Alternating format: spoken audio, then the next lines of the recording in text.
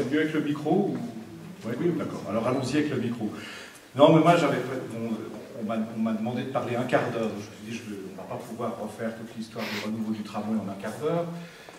Donc j'ai essayé, je vous propose une espèce de synthèse à partir de l'expérience, d'abord à partir de l'expérience française, puisqu'en fait le renouveau du tramway, c'est là qu'il a été le plus massif. Donc c'est là aussi où on a un nombre de cas importants qui permet de voir un petit peu ce que le tramway produit et ce qu'il peut produire de différent suivant les contextes. Et puis ensuite, je vous proposerai de revenir un tout petit peu sur le cas suisse et puis de dire un mot tout à la fin. Là, je vois qu'il y a Marc-Antoine Messeur qui est dans la salle, avec qui j'ai travaillé il y a 6 mois sur un rapport sur l'état du réseau de tramway à Genève. On pourrait en dire peut-être un ou deux mots, mais pas beaucoup plus, parce que ça paraît effectivement peut-être un peu ponctuel. Alors j'avais envie de commencer mon exposé par cette courbe, qui est l'évolution entre 1860 et 2010 de la longueur cumulée des réseaux de tramway dans 3 pays, l'Allemagne en jaune, la Grande-Bretagne en vert et la France en rouge, où vous voyez que, dans le fond, en Allemagne, les réseaux de tramway ont été maintenus après la guerre, contrairement au cas de la Grande-Bretagne et de la France. Et puis qu'en France, effectivement, depuis les années 90, il y a un mouvement très fort de reconstruction de réseaux de tramway, donc d'où l'intérêt, finalement, de parler de ça, parce que c'est finalement, pour différentes raisons, le renouveau du tramway s'est largement développé en France. Alors, quels sont les atouts de ces nouveaux tramways pour l'usager, si on regarde ces réseaux français, quelles sont leurs caractéristiques? D'abord, ils ont des vitesses commerciales qui sont élevées, 18 à 20 km/h. Pour mémoire, au TL, c'est quoi la vitesse commerciale moyenne des bus? 14, 13? 14 et 16 selon les lignes, il y a 8 km/h entre Bel Air et Saint-François. Voilà, donc ça donne une idée. Donc ces tramways sont des moyens de transport en site propre. L'interstation, c'est-à-dire la distance entre les stations, n'est pas celle des bus, elle est plus importante. Elle est de 700 à 800 mètres, contre 3 à 400 mètres pour les bus. Tu me corriges, toi on était collègues avant, mais maintenant il est passé à l'exploitation, donc il connaît ces trucs mieux que moi. Donc ça, c'est pour la vitesse commerciale. Donc évidemment, ça a un attrait assez conséquent. Ces tramways, ils circulent à des fréquences élevées, toute la journée, le week-end et le soir, pendant les vacances. Bon, ça paraît évident en Suisse de dire ça. En France, la couverture spatiale et temporelle des agglomérations par les réseaux de transport est moins évidente. Donc, une des caractéristiques de ces réseaux de tramway français est d'avoir des fréquences élevées et une étendue du service qui est complète. Ces tramways sont de beaux objets, ils sont bien aménagés à l'intérieur. L'ergonomie du temps de trajet est quelque chose qui est soigné, et j'ai pu voir dans les slides que tu as présentés que sur Lausanne, il y a aussi cette ambition finalement avec le projet de tramway que tu nous as montré. On prend en charge finalement l'usager dès le moment où il se présente sur la voirie. Il ne s'agit pas simplement de poser des rails et puis de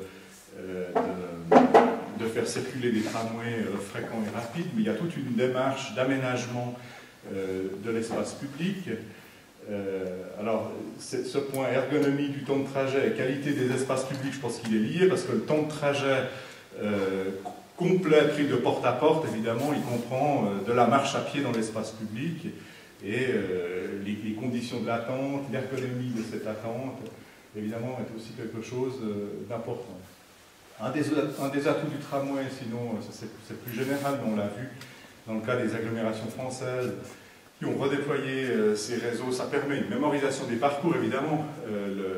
Le tram, il y a les rails dans la rue, c'est quelque chose qui se voit. Et ça, c'est un atout pour mémoriser un réseau.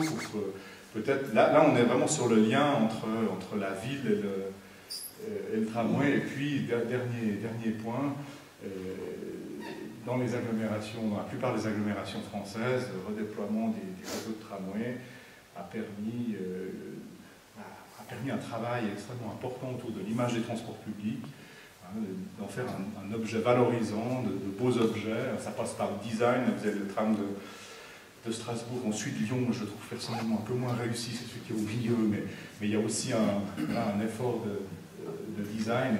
Et ces tramways, ils ont été vraiment utilisés pour rehausser l'image des transports en commun, avec un certain succès. Là, ça c'est issu d'une recherche qu'on a menée il y a maintenant, qu'on a terminé il y a 2 ans, sur l'image comparée des transports collectifs dans un certain nombre d'agglomérations françaises. Donc c'est des données quantitatives basées sur les enquêtes ménage-déplacement, c'est des grandes enquêtes qui sont menées périodiquement pour mesurer les déplacements dans les agglomérations. Donc là, vous avez de façon croissante la part de la population qui a une image positive de l'automobile et négative des transports publics, une image qui était dominante il y a encore quelques années en France. Vous voyez que les agglomérations dans lesquelles le taux est le plus faible sont Montpellier, Grenoble, vous avez Toulouse, il y a Le Mans qui a aussi développé un réseau de tramway, Besançon, on peut aussi en parler de Besançon. Besançon, il n'y a que des bus, mais il y a eu, on peut dire, des bus à haut niveau de service depuis très longtemps. Donc on voit que l'image, l'impact positif du tramway sur l'image. Et puis là, un autre tableau, on a, dans l'analyse qu'on avait menée sur ces réseaux, on avait mené notamment une segmentation de la demande de transport. On avait identifié un groupe qu'on avait appelé les comparateurs de temps, qu'on a appelé les comparateurs de temps, qui sont les personnes qui sont les plus réactives à la comparaison des temps de déplacement lorsqu'ils doivent se déplacer. Alors évidemment, leurs pratiques sont...